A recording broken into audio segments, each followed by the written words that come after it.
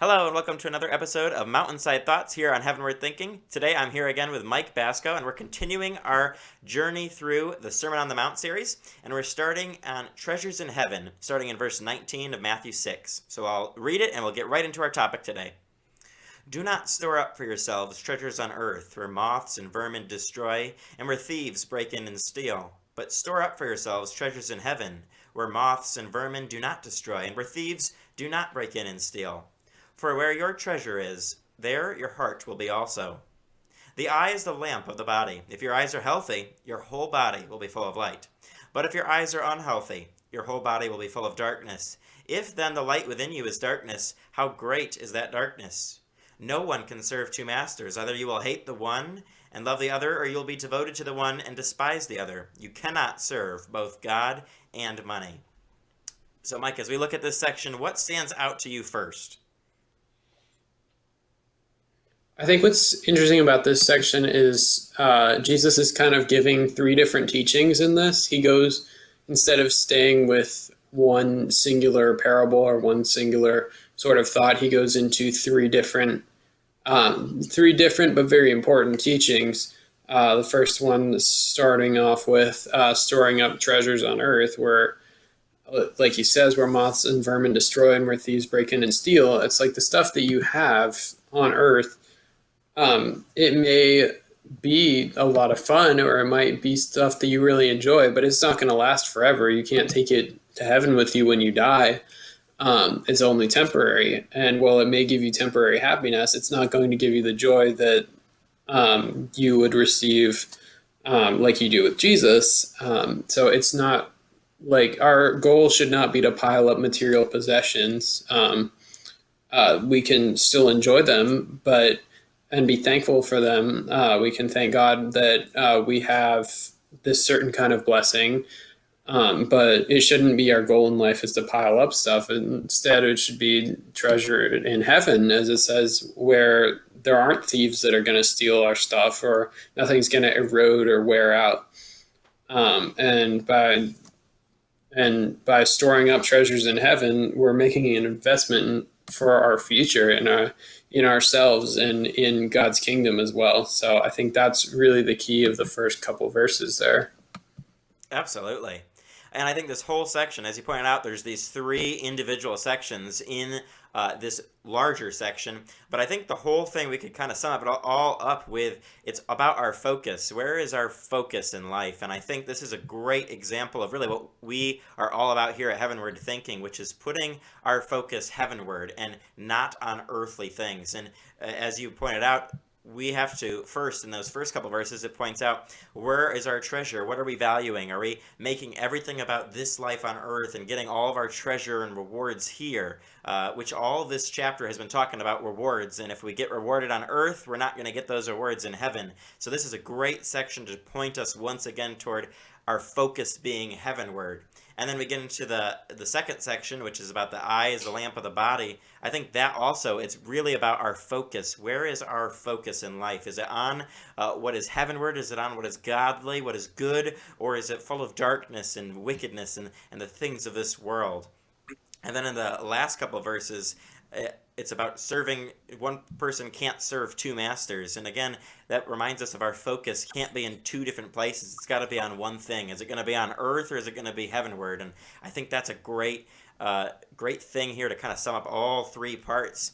But as you mentioned, each part is significant in itself. And what do you see in that second part? I think really Jesus is talking about how important the eye is to the body. The eye really sets the tone for what your body sees and feels. Because a lot of the time when you look, you're either looking out and saying, "Oh no, there's something there that I don't want to run into," or you're looking and seeing like, "Oh, there's something exciting. I'm going to be excited and be happy about that," or "Oh, I see something unfortunate is going on." And so that it kind of is the guide for the body. Like Jesus says, it's the lamp of your body. And if your eyes are healthy, then you're working as they should, and it really guides your body in that way. But if your eyes are unhealthy, then you can't see the way that you're supposed um, to really operate. Mm. And as he says, if your eyes are unhealthy, your whole body will be full of darkness. And if you can't see, then you're going to have a hard time getting around without stumbling around and running into things and obstacles that just stand in your way. And it's important to have that light in your body to guide you in that direction. The same can be said of your spiritual life.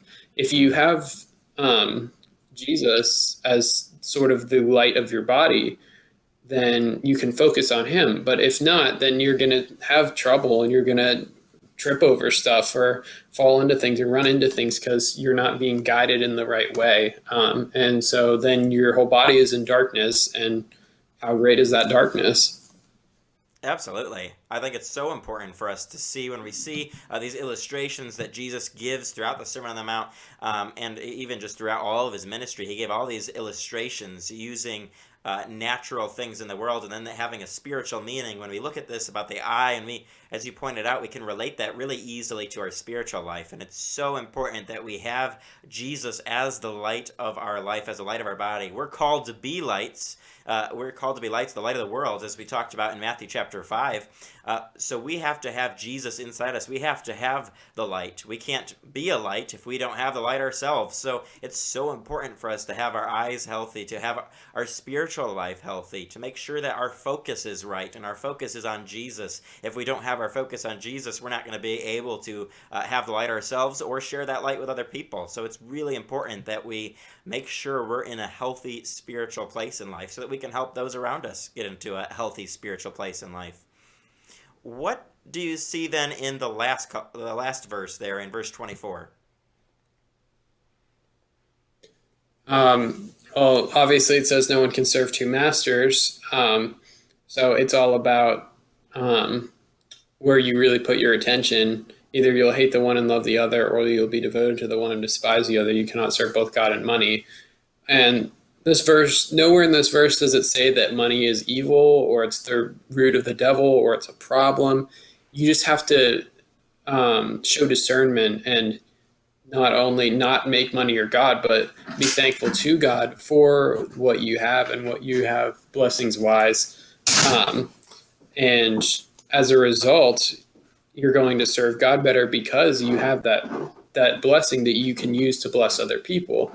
So really, it's about keeping it in perspective and keeping God in the center of your life, and thanking Him for what He's given you, and also remember thinking about what you can do with that blessing for God. Like if you have a lot of money, you can give it to people, or you can use it to help out a local church or help out local people or send it overseas with missionaries.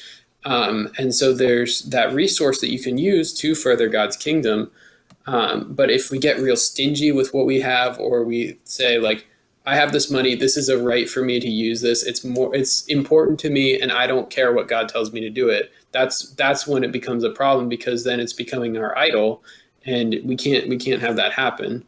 And it's the same thing with other things, like academics or job or even family, friends. Like these really good things can still be problems if we let them get out of hand and we don't see God within them, and we don't thank God for them, but that we put them above where He is, and we don't think about that He is the provider of those good things.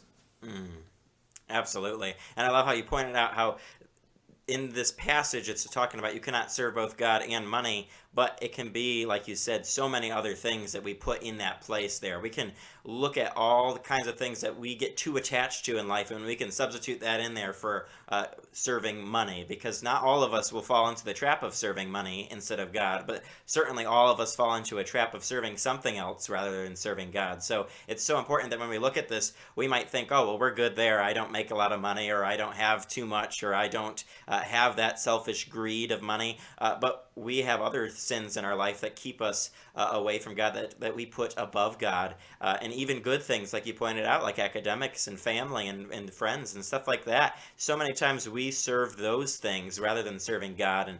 And as you talked about, and as this section shows us, we really got to make sure our focus is on Jesus and make sure he is the center of our life, that we're making sure he's in his place, which is the Lord of our life, the one who's in control on the throne of our hearts, and make sure nothing else comes first. So I love how you pointed that out. If you were to give our viewers one last thought today on this section, what would it be?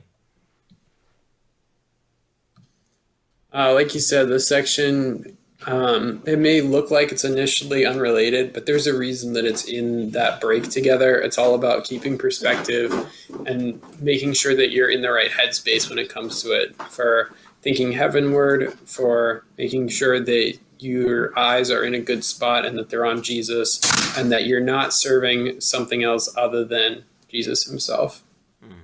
Amen. Well, I hope you've been challenged by that this week, and that you will join us next time for another episode as we finish off Matthew chapter 6 on our Sermon on the Mount series. So take this to heart, pray about it, see how you can make sure that your focus is on Jesus and not on the things of this world. Make sure you have that heavenward thinking perspective, and then join us next time for another episode of Mountainside Thoughts here on Heavenward Thinking.